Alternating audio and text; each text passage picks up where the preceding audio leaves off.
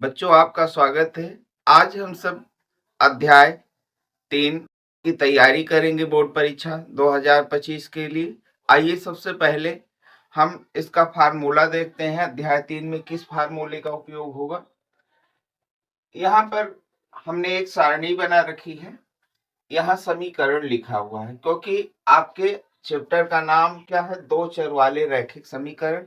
यहाँ पर दो चर x और y उपस्थित हैं, इसके आधार पर हमको पढ़ना है।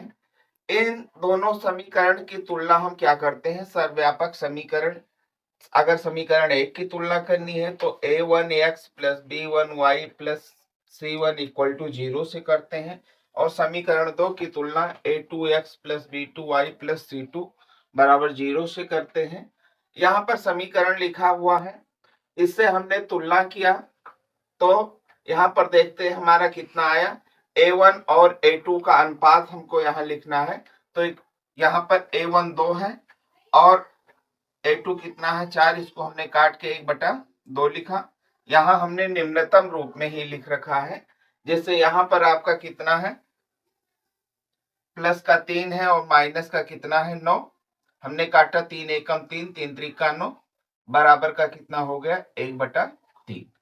अगर इस समीकरण से तुलना करके, सर्वव्यापक समीकरण से तुलना करके और हम अनुपात निकालते हैं a1 upon a2, b1 upon b2, c1 upon c2, तो हम यहाँ पर ये देखते हैं कि आपका a1 upon a2 not equal to b1 upon b2 है। अगर ऐसा होता है समीकरण में तब क्या होता है, इसका केवल एक हल होता है, इसका केवल एक हल होता है और रेखाएं क्या करती हैं, प्रच्छेद करती हैं। इस तरीके से रेखाएं क्या करती हैं, एक दूसरे को काट देती हैं, प्रच्छेद कर देती हैं, और इसका केवल एक हल होता है। दूसरी स्थिति में हमने जब तुलना किया तो हमारा a1 अपान a2 और b1 अपान b2 और c1 अपान c2 तीनों क्या है, बराबर हो गए। अगर बराबर हो जाएंगे तो इसके अनेक हल होंगे, क्योंकि रेखाएं क्या होती हैं, समपाती होती हैं। समपाती रेखाएं हमेशा क्या करती हैं, एक दूसरे के ऊपर चलती हैं, यानी इन रेखाओं में भेद नहीं किया जा सकता है कि कौन सी रेखा है, क्योंकि ये रेखाएं जस्ट ऊपर नीचे इस तरीके से चलती हैं। तीसरी स्थिति में हमारा a1 upon a2, b1 upon b2 और c1 अपान c2 में जब तुलना किया तो हमारा b1 upon b2 not equal to c1 upon c2 है। इसका कोई हल नहीं होगा। अगर इस तरीके से हम तुलना करके पाते हैं कि समीकरण हमारा इस तरीके से है, तो उसको हमको हल करना नहीं चाहिए, क्योंकि उस वो समीकरण हमारी हल नहीं होगी। इस स्थिति में रेखाएं क्या होती हैं, समांतर होती हैं, और जैसा कि आप जानते हैं समांतर रेखाएं कभी भी एक दूसरे को काटती नहीं है। तो इस सारणी को आप याद रखेंगे और इस सारणी के आधार पर आइए हम सबसे पहले बहुविकल्पीय प्रश्नों को हल करते हैं। बहुविकल्पीय प्रश्न इस सारणी के आधार पर पूछे जाते हैं। आइए, प्रश्न लिखा हुआ है, समीकरण x माइनस वाई बराबर 8 और 3x माइनस 3y बराबर 16 के हलों की संख्या कितनी होगी। विकल्प एक है अनंत, कोई नहीं, केवल एक, दो। आइए हम हल कर लेते हैं। हमने आपको सर्वव्यापक समीकरण बताया है, तो यहाँ पर a1 बराबर हमारा कितना होगा, 1 होगा, और a2 बराबर कितना होगा, 3। b1 बराबर आपका कितना होगा, माइनस का 1 होगा, क्योंकि माइनस वाई लिखा हुआ है, और यहाँ कितना है, b2 बराबर में माइनस में 3 हो। c1 बराबर आपका, इसको हम इधर 8 को इधर ले आए तो माइनस में 8 लिखेंगे, बराबर में 0 भी लगा सकते हैं और इक्वल टू में भी करके लिख सकते हैं। ये हमेशा c होता है, समीकरण 1 में c1 और समीकरण 2 में c2 होता है। c1 बराबर 8 और c2 बराबर हमारा कितना, 16। आइए अनुपात हम ज्ञात कर लेते हैं। a1 अपान a2, b1 अपान में B2 और नहीं लगाते हम अभी कोई चिन्ह, C1 अपान में C2। क्या अनुपात है हमारा इसका? 1/3 आया। इसका कितना अनुपात आया? माइनस माइनस कट गया, कितना आया? 1/3। देखिए यहाँ पर -1 और -3 अगर हम करेंगे तो माइनस माइनस कट जाएगा, कितना बचेगा? 1/3 ही बचेगा।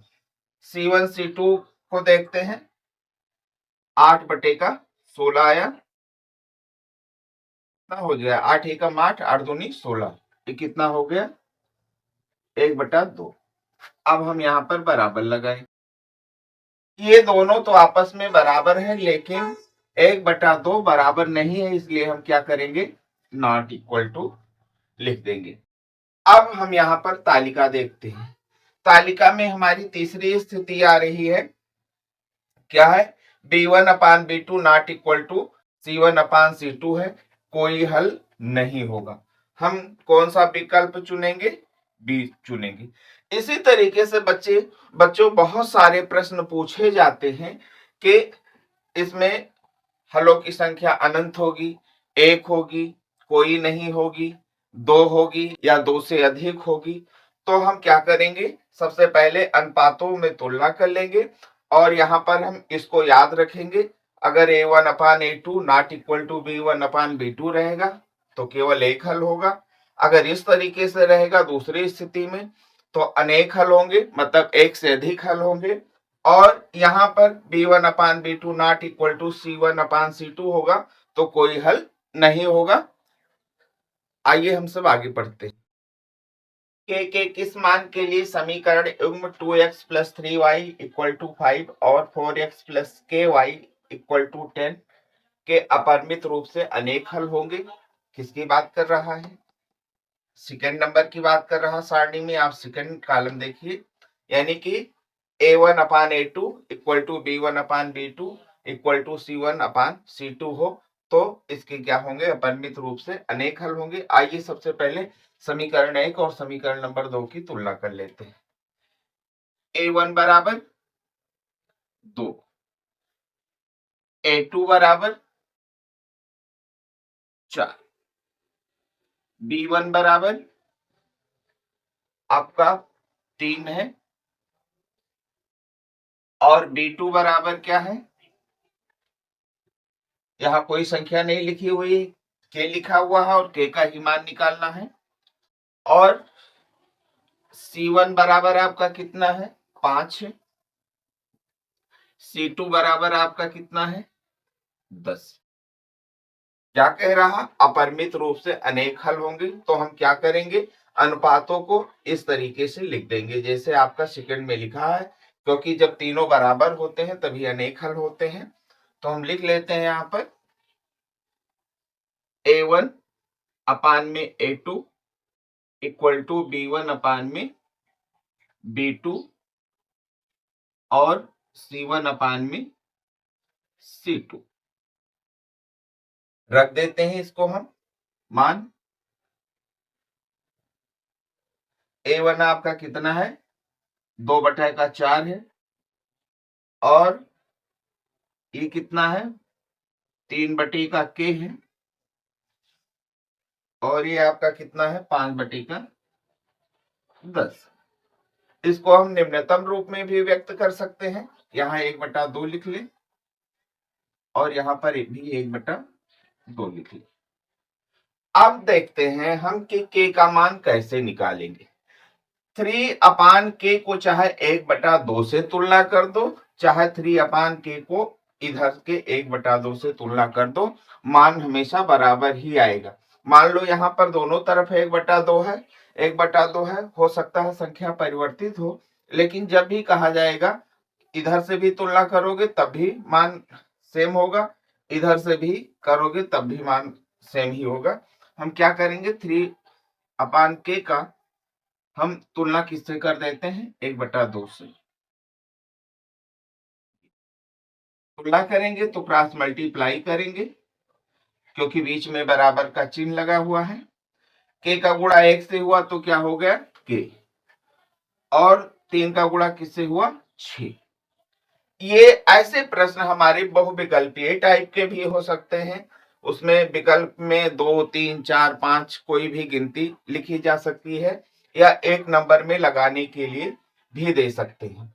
और यहाँ पर और भी प्रश्न पूछे जाएंगे के किस मान के लिए समीकरण दिया होगा और के अपरिमित रूप से केवल एक हल होगा। जब केवल एक हल होगा तो हम क्या फार्मूला लगाएंगे, ये लगाएंगे। कोई हल नहीं होगा तो हम क्या लगाएंगे, इस फार्मूले को लगाएंगे। यदि 3x plus 2ky equal to 2 और 2x plus 5y plus 1 equal to 0 द्वारा जाने वाली रेखाएं परस्पर समांतर हो तो k का मान बताओ। कौन सी स्थिति हमारी लगेगी, तीसरी स्थिति। कॉलम में देखिए, तो हम क्या करेंगे, सबसे पहले तुलना करेंगे। a1 बराबर 3 और a2 बराबर हमारा कितना 2, b1 बराबर हमारा कितना 2k, क्योंकि हमारा b1 की जगह पर कितना लिखा हुआ है 2k लिखा हुआ है। और b2 बराबर हमारा 5 और c1 बराबर में आपका कितना लिखा हुआ है, यहां पर 2 लिखा हुआ है। लेकिन इसको अगर हम इस तरफ लेके आएंगे तो हमारा किसमें हो जाएगा, माइनस में हो जाएगा, क्योंकि यहाँ क्या लगा हुआ है, इक्वल टू में 0 लगा हुआ है। और इसको हम इस तरीके से लिखेंगे, अगर 2 को इधर लाएंगे तो हमारा ये इस तरीके से हो जाएगा। तो C1 बराबर हमारा क्या हो जाएगा, माइनस का 2 और C2 बराबर हमारा कितना हो जाएगा 1। अब रेखाएं क्या है, परस्पर समांतर हैं, तो हम कौन सी कंडीशन अप्लाई करेंगे, a1 अपान में a2 इक्वल टू b1 अपान में b2